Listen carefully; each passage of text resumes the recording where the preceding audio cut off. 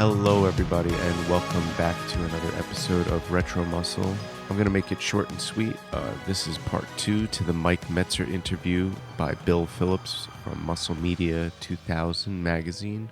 Part 1, if you haven't heard it yet, you should definitely go check that out. I'll put a link in the description. So yeah, here's part 2. Enjoy. I know that one of the most popular questions that we get here is about, training. And a lot of people say, I tried Mike Mentzer's system, and I can't believe the difference that it made. And so what is it that is different about your weight training philosophy, the actual hands-on stuff in the gym, and maybe go back and trace, is this something that you've used all of your career, or did you try all different styles and finally discover this? I, like most bodybuilders, tried a variety of things. I, like most bodybuilders, approached the subject... let me back up a second. I, like the vast majority of bodybuilders, Bill, made the mistake of approaching the subject of training on the implicit assumption that all training theories had some merit. Then I wasted precious time frantically trying one after the other in the hope that someday, somehow, some way I'd find something that works. I see bodybuilders doing it today, and again I say it's a mistake. Bill, it could not possibly be true that all, or even many, or even two training theories had equal merit or were of equal validity. There is and can be only one valid scientific theory of anything. For example, there's only one valid science of mathematics, medicine, astronomy, ethics, electronics.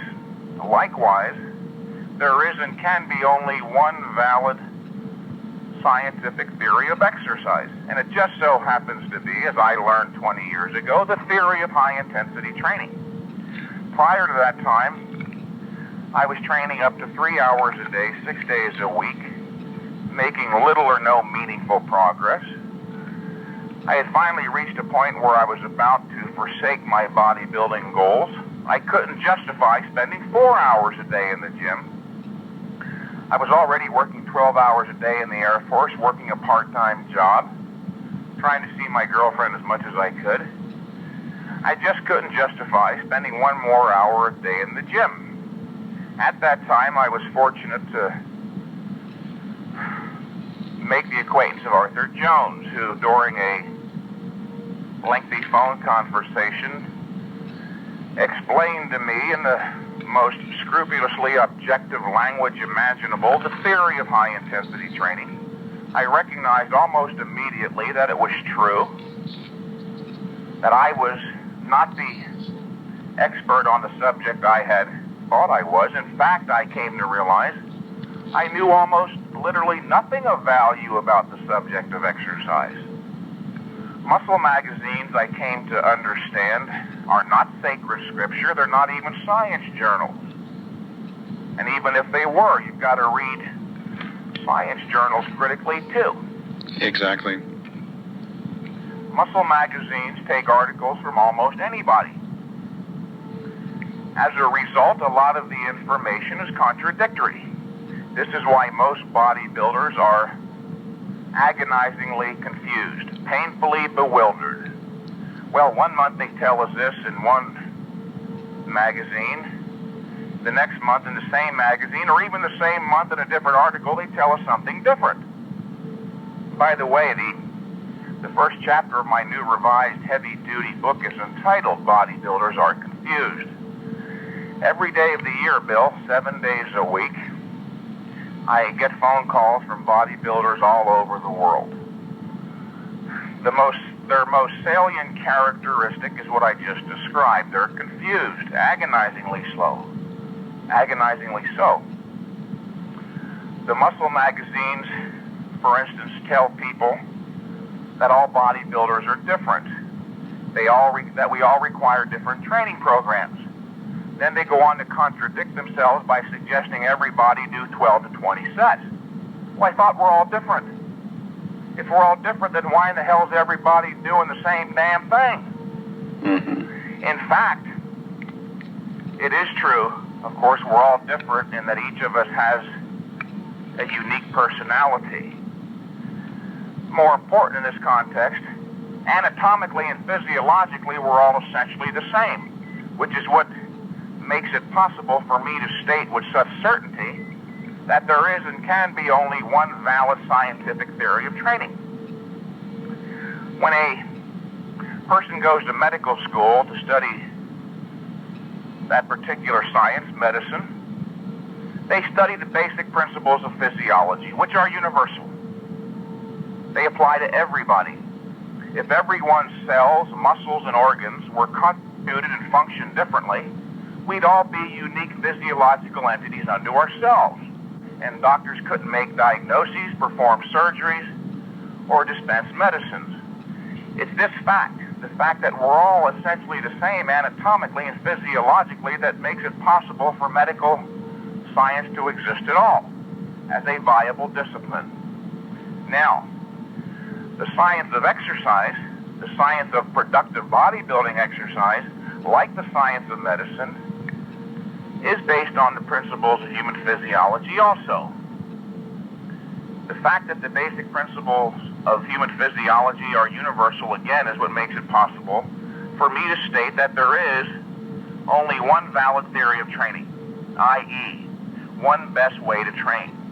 It is not my mere opinion that every human being requires intense training to stimulate optimal increases in strength and size. It's a well-established fact beyond debate. Nobody would argue that aerobics is the best way to build muscle. They may not understand it explicitly, but they recognize or sense on some level that the reason for this is that aerobics is too low in intensity to stimulate an optimal increase in strength and size, or any increase in strength or size. It is a well-established fact beyond debate that high-intensity training is an absolute requirement for stimulating increases in strength and size. That's the first principle of the theory of high-intensity training. And because high-intensity training is very, very demanding on the body's limited recovery ability, it follows logically that such training must be brief and infrequent to allow for the production of an increase in strength and size. That's the second part of the theory. In order to allow the body to produce the increase that was stimulated as a result of the training, the workouts have to be brief and infrequent. In other words, bodybuilding is not aerobics. This is the hard part. This is the hard part for most people. Most bodybuilders would find it quite easy to accept the first principle, that you've got to train to failure, that the training has to be very intense. The hard part is in accepting the second two principles, namely that exercise has to be brief and infrequent. They all have in their subconscious the idea that more is better, which is actually an ethical economic principle. More money, more pretty girls, more success, i.e. more values are better than less. You can't take a principle from economics or ethics and apply it to bodybuilding and expect optimal results. That's a logical fallacy known as context switching, taking a principle from one context of knowledge and applying it to another and expecting to get something out of it. Bodybuilding is not aerobics. If your goal is to improve upon your endurance, which is what aerobics is about, then it's appropriate to use the more is better principle because that's your goal, to be able to do more and more work.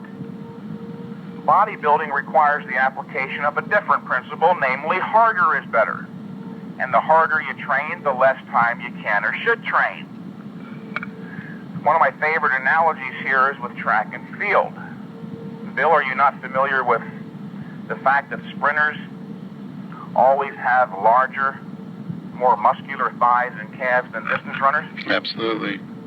Well, if it was the sheer volume of the work that was responsible for inducing muscular growth beyond normal levels in human beings, then distance runners would have tremendously large thighs and calves, when in fact, in every case, they have stringy muscles. They grossly overtrain. Right. Sprinters, the guys who only run 100 to 400 meters very intensely, have tremendously developed legs. They run very, very hard. This prevents them from running for long distances. The longest sprint in Olympic competition is the 400-meter dash. Why isn't there a mile dash? Because no one can run that intensely that long. Likewise with bodybuilding training. When you are training to failure on every set, and you're not resting too long between sets, it's not just that you shouldn't train for long periods, but you literally cannot. No one can. It's in the nature of things. Well, this is great stuff. So you've determined, and this is some of the stuff you've learned from Arthur Jones, is where this initial... I learned some of this from Arthur Jones, but I've developed it recently. Well, Interesting thing that you brought up Arthur Jones. Arthur Jones advanced this theory 20 years ago, namely that to be productive, exercise has to be intense, brief, and infrequent. Those are the three principles of the theory. He was right. I recognized it immediately. While he was explaining it to me, I reflected on my own experience. I connected those ideas with other knowledge I already had. I saw logically, in reason, why this was true. But Arthur Jones was missing one bit of crucial knowledge. Let me explain. When he first advanced that theory 20 years ago, he suggested that everybody trained the full body 3 days a week with 12 to 15 sets of workout. Now, compared to everything else being espoused at the time, all other training theories, that certainly did seem brief and infrequent. But here was the one bit of crucial knowledge he was missing. There exists a wide range of variation among individuals with regard to exercise tolerance. Don't you know certain people, Bill, who don't tolerate exposure to high-intensity ultraviolet sunlight as well as others? Exactly. Right? Yeah. That's a genetic trait.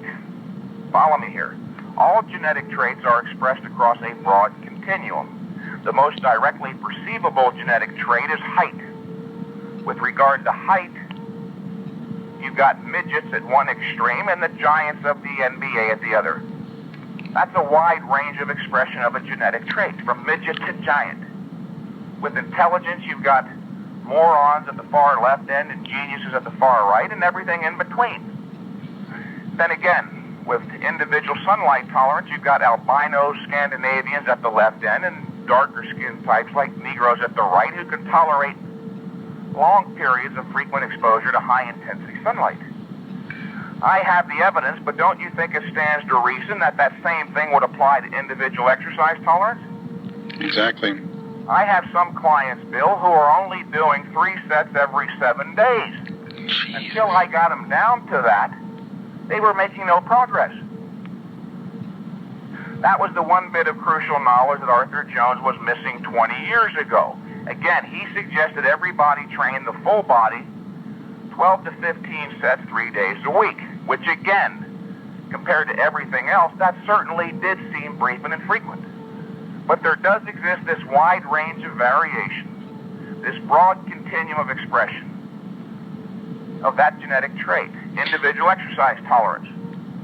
Some people are morons of recovery ability, as I jokingly refer to one of my smart-ass clients. Just jokingly. So how would you determine a person's recovery ability? All right, very good question. This one particular young man came to me 2 years ago. As a result of having read my books and articles, he came to understand the theory of high-intensity training. He recognized its validity. He came to me, therefore, wildly enthusiastic, fully expecting to achieve the greatest progress of his life.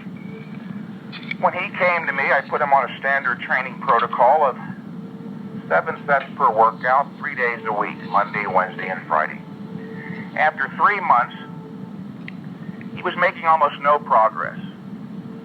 Now remember, he came to me wildly enthusiastic. After 3 months of no progress, he became dispirited, disheartened. He was ready to give up.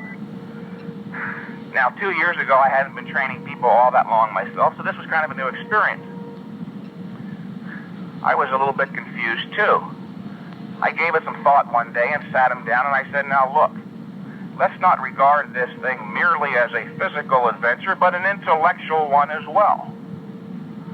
Let's go to the theory that you and I both recognize as the one and only possible valid theory of productive bodybuilding exercise, the theory of high-intensity training. Let's go to the first principle, the principle of intensity. By the way, if a given bodybuilder's current training program is not yielding him continuous progress, or hasn't been for some time, it's not going to magically start working next week. There's a reason for everything, including lack of progress, and the number of possible explanations is not infinite. He'll find the answer in what I'm about to say. You go to the first principle of the one and only valid theory, the principle of intensity. This young man and I both recognized and agreed that he was not faking the intensity bill. He was carrying each set to failure.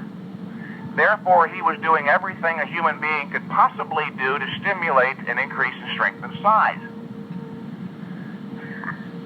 We were left to conclude that the increase was not being produced. I'm making a distinction here between growth stimulation and growth production. You don't actually grow during the workout. The workout merely serves as a stimulus. It sets the growth process into motion. The body produces the growth during the rest period. It only stands to reason if the rest period is not sufficient. That is, if you're doing any more sets per workout, or any more workouts in a given unit of time than are minimally required to stimulate the optimal increase, to that extent you're overtraining, and to that extent you'll be hampering and possibly be preventing the production of the increase. So that's what we concluded. We concluded that while he was stimulating the increase, his body was not able to produce it because he was overtraining. So to remedy the situation, I cut his workouts back from 7 sets to only 5. And I reduced the frequency from every other day, Monday, Wednesday, and Friday, to every third day.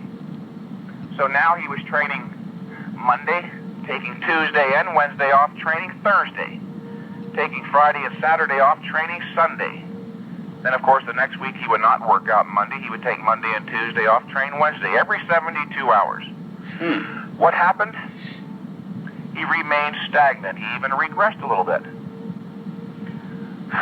This really surprised me. Up to that time, I had never encountered such a client, one who was unable to make any progress. This is when I started giving some considerable thought to what I knew about genetics, how genetic traits are expressed across a broad continuum.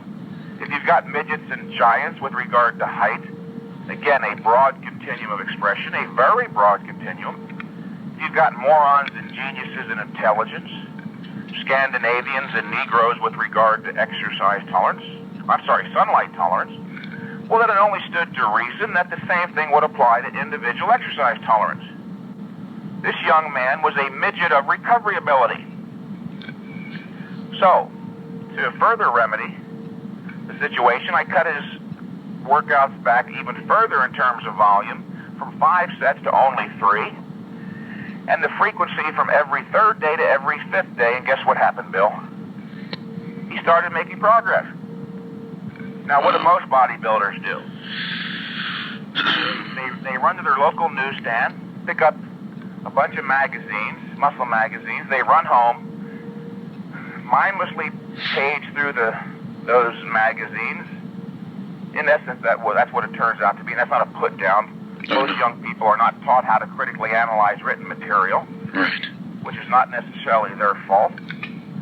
They mindlessly thumb through muscle magazines and at random grab a given training program, then go to the gym and slavishly adhere to it for as long as 2 years, during which time they make little or no meaningful progress and conclude erroneously in many cases that they have terrible genetics, that they're hard gainers or no gainers. Then they lose their fire, their motivation. They no longer aspire to develop to the upper limits of their potential, and their training degenerates into a social ritual. Right. This young man started out training 7 sets per workout every other day. It wasn't until I got him down to 3 sets every 5 days or so that he started making progress. There's a lot more to the science of modern bodybuilding than what I just described as being the typical pattern of most bodybuilders. Most bodybuilders make the mistake, once again, of regarding what's written in muscle magazines as sacred scripture. They accept it uncritically. They have the notion that if something is printed, it has to be true. I know because I had that attitude myself 20 years ago. But I was fortunate to have made the acquaintance of a very intelligent man, Arthur Jones. He told me 20 years ago, Mike Mentzer, 95% of what is published on all subjects is hogwash. Now, 20 years later, a whole lot of experience, a lot of studying in the areas of philosophy, logic, and science, I understand that Mr. Jones was being charitable, Bill. In fact, 98% of what is published in all subjects is hogwash. Mm-hmm. Yeah, I agree. Arthur Jones is a real genius. Arthur Jones is still one of the greatest geniuses ever to contribute to. Oh yeah, without a doubt. Weight training. When you I can't give him enough credit. Yeah, I think a lot of the younger people or people that are newer to the sport have no idea what his contribution actually amounts to. When you mentioned specifically that the client you were working with was doing 3 sets. Right. Is that 3 sets per body part or 3 sets? 3 sets total for everything. What would be an example of that, to break it down a little more specifically? He would do a set of squats for his lower body. Mm-hmm. A set of pull-downs, close grip underhand pull-downs for his back and biceps. Mm-hmm. And a set of heavy incline presses or dips for his chest, shoulders, and triceps. And that was his workout. There's way too much overlapping today. That's one of the reasons for all the overtraining. You've got guys who will do 4 sets of flat benches for their pecs, 4 sets of inclines, 4 sets of declines, all of which work the triceps and shoulders. Then they do 4 sets of standing presses for their shoulders right afterwards, along with 8 other sets of shoulder work. Then they go do 4 sets of tricep press downs and 4 sets of dips and something else. They end up doing 36 sets per body part. Jesus. Most bodybuilders, and this is a very important subject for those listening, if there's one thing that I could get across to you as being most crucially important during the course of this interview to you as bodybuilders, it's this. Most bodybuilders are only dimly aware, Bill. They only sense vaguely that overtraining means something kinda, sorta negative. You hear bodybuilders use the term quite frequently, but none of them really know precisely what it means. They've never given it a definition, therefore it plays no central role in their thinking or in guiding their training efforts. The term overtraining is very, very important. The phenomenon of overtraining is very important. It's more than something just kind of sort of negative. It is the worst training mistake you could possibly make. It is that which militates against your achieving the desired result. What is overtraining? It's overtraining, people. It means performing any more exercise than is required, even 1 set more than is required, to stimulate an optimal increase in strength or size. Even 1 set more than is required is overtraining. Wow, that's bad for you. Yeah, this looks like a... I mean, this is something that even though you've been around, most people still are not even aware of. They're not getting this. No, they're not getting it. I'll tell you what, Mike, we're going to take a quick break. This is the end of Side 1. Please turn the cassette over for Side 2. All right, that's it for part 2 of the Mike Mentzer interview. I hope you enjoyed it. Don't forget to like this video, subscribe to the channel. Part 3 will be coming soon, but first I'm actually working on a contest recap of the, well, I don't want to say which one yet, but it's a non-IFBB organization competition, so please stay tuned.